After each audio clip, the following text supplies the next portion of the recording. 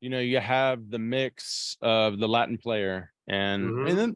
then, and then you have to distinguish the difference between the Latin African, African, Yep. and then the African American. You got to distinguish the difference. Yep. Because we don't agree. We're like, oh, they're not black. They're Like, not- I hate to say that. right.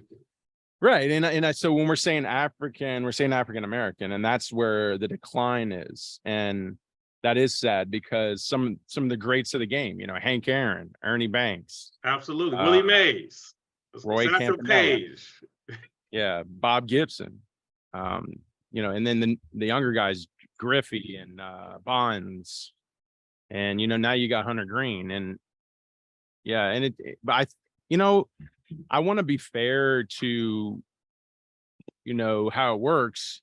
And for example, if I go back to my personal experience, like I said, I grew up here in the rec apartments in a suburb of New Orleans, and my football teams, I was a minority. My basketball teams, I was a minority amongst African Americans.